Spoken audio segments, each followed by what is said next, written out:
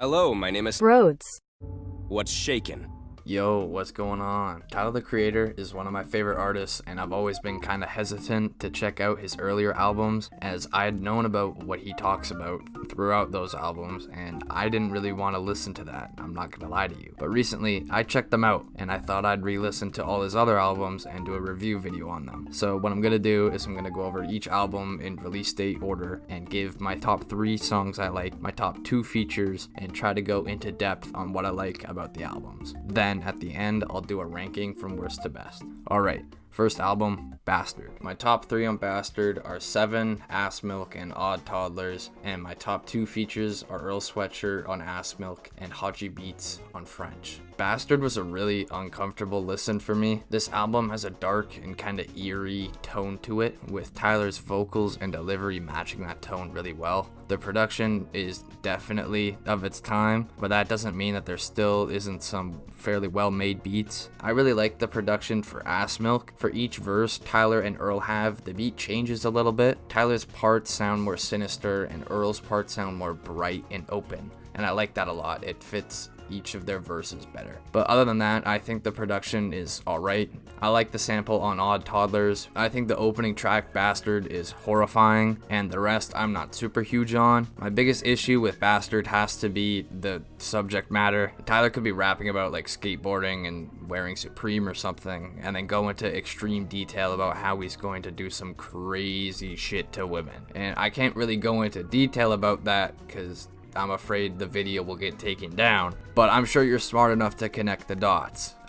Inglorious is pretty good though. I like how emotional that sounds. So while having some good moments, I think Bastard isn't all that good. Some good songs are brought down heavily by Tyler going into too much detail about what he'll do to a woman, and I'm not a huge fan of that. I'll give Bastard a 5 out of 10. Alright, next up, Goblin. My top 3 is She, Yonkers, and Sandwiches, and my top 2 features are Frank Ocean on She and Haji Beats on Sandwiches. I didn't like Goblin that much. I thought most of the production wasn't as good as Bastard's. I didn't like Tyler's rapping as much. While still present in his lyrics, he doesn't have entire songs describing how he treats women. So I guess that's an upgrade. As much as I want to say something positive about this, I find it very hard to do so. I like AU79. I like the calm vibe it gives off. I'm sorry to all the Goblin fans out there, but this just isn't for me. I think it's just an overall downgrade compared to Bastard, and I don't have anything else to say really. I'll give Goblin a 4 out of 10. Next up, Wolf. My top 3 is Answer, Rusty, and 48, and my favorite features are Domogenesis on Rusty and Pharrell on I Fucking Hate You. I like Wolf. I like Wolf a lot. I think this is the best out of the Bastard, Goblin, Wolf trilogy. Wolf's sound is like a polished and vibrant upgrade from Goblin's, while adding some emotional weight to it that I really like. And Tyler seems like he wants to be taken seriously. He showcases his best production so far. The production isn't as harsh and seems more mature. He showcases his best lyrics, steering away from the dark and disturbing lyrics of the first 2 albums, for lyrics that sound like Tyler's having a lot of fun or diving deeper into his emotions. And I like most of the features. I love seeing more Frank and Earl, and I love seeing more Domogenesis, and he gets features from Pharrell Williams and fucking Erykah Badu. Like that's awesome. I don't have anything super harsh to say. I think Wolf is really good. I'd give Wolf an 8 out of 10. Next up, Cherry Bomb. My top 3 is Death Camp, Fucking Young/Perfect, and Find Your Wings. And my 2 favorite features are Kali Uchis on Fucking Young/Perfect and Lil Wayne on Smuckers. Cherry Bomb feels like a roller coaster ride, really high highs and fairly low lows. This is by far Tyler's most experimental album at the time of its release, and I like a lot of what he does here. I like the rock sounding stuff like Death Camp, and I like the calmer, laid back stuff like Find Your Wings, Two Seater, and Fucking Young/Perfect. And I like the songs that are more rap focused like Buffalo and Smuckers. But unfortunately, not all of what he does here works for me, and those songs that don't work for me really kill the pacing of the album. I'm not a huge fan of Run, Blow My Load, or Keep the O's. This album also has the most features compared to any other Tyler album, and I don't think it's close. He's got Kali Uchis, Charlie Wilson, Lil Wayne, Pharrell Williams, Schoolboy Q, and like fucking 12 others. So while I like most of what Tyler tries to do on this album, not all of it works for me, slowing the pacing down and dragging down an overall great album. I'll give Cherry Bomb a 7 out of 10. Next up, Flower Boy. My top 3 is See You Again, Boredom, and Where This Flower Blooms. And my 2 favorite features are Kali Uchis on See You Again and Rex Orange County on Boredom. I love Flower Boy. I think it's great. I think there are 0 skips on this album. You could argue sometimes is a skip, but I love how Where This Flower Blooms transitions into it, so I'm never gonna skip it on re-listen. Flower Boy feels bright and sunny and like you're having a picnic on a beach. I love the vibe this album gives off. I really like Tyler's singing. There's not as much rapping on this album as his previous albums, and I don't think that's a bad thing. He raps with intention and usually has something to say when he does decide to rap. I love all of the features on this album. I love Frank Ocean, Rex Orange County, Kali Uchis, and A$AP Rocky's features. I wish Dropping Seeds with Lil Wayne was longer, as Lil Wayne always has great verses on Tyler albums, and I wish there was more of them. Yeah, I have nothing negative to say about this. I think this is a great album. All of the features are great, the production is great, Tyler just continues to improve in about every way, and I love the springtime feel of the album. So for that, I'll give Flower Boy a 9 out of 10. Alright, next, the Grinch EP. My top 2 are Lights On and Big Bag, and my favorite feature is Santa Gold on Lights On. I know this isn't an album, but I wanted to include it anyway, as I think it's fun. I'm not gonna give this a number rating or include it in the rankings, as I think that's kinda unfair to some of the other albums, but yeah, I think this EP is a lot of fun. It never fails to put me in the Christmas mood. I like all of the features. I like all of the songs. I don't think this is a single skip. It's good all around. I'll give the Grinch EP a solid thumbs up.